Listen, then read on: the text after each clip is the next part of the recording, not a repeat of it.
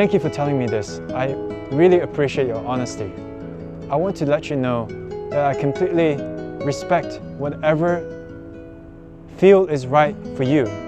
I never want you to feel any pressure in any way, and I value spending time with you regardless of what we do. So, looking forward to dinner and the great moments that we will have. Now, imagine this. You met someone. Let's just call her Talia. You had dinner once, and then you had dinner twice, and on the second time, you became intimate together. And you planned for a third dinner. However, Talia has sent me a message early on to tell me that I need to let you know something. I don't want to be intimate with you. So that is the situation. And it's funny, while I was driving 5 hours from the mountains back to Denver, I was listening to Alan Watts' book, The Way of Zen. And there, the book talks about how Zen is like playing judo, but psychological judo, where you swerve past any obstacle that's in your way, you let go. Imagine doing that in judo, but then in your mind, that's what Zen is. So I thought to myself, why not see it as a practice, as an exercise for what psychological judo means? Because you see, when I read that message, something was triggered inside me. The conditioned response is to ask why. And it wants to know why because it wants to have information to control the situation. It wants to have certainty.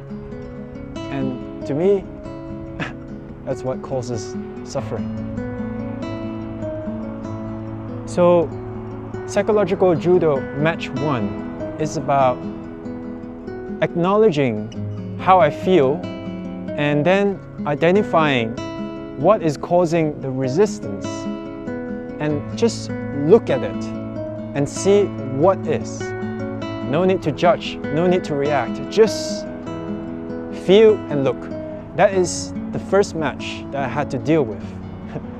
And it was clear there's a couple of fears that were in this. Number 1,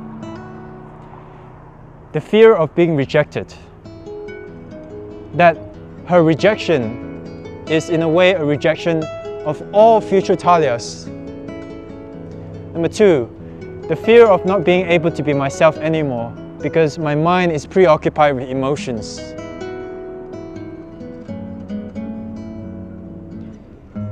And by identifying that, I'm able to face it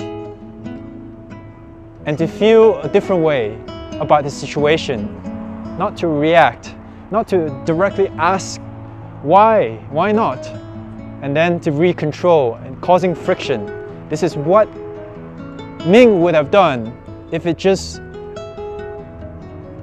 react based on this emotion, but I didn't. So match 1, pass.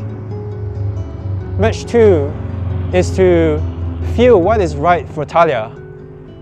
How would a selfless, egoless, one who really cares about Talia, what message would do that? And that's the test. So the message is as I've told you at the beginning of this video. And I immediately felt that this was the right message. But would I be able to feel consistent and positive about it? That is the challenge of psychological judo, match 2.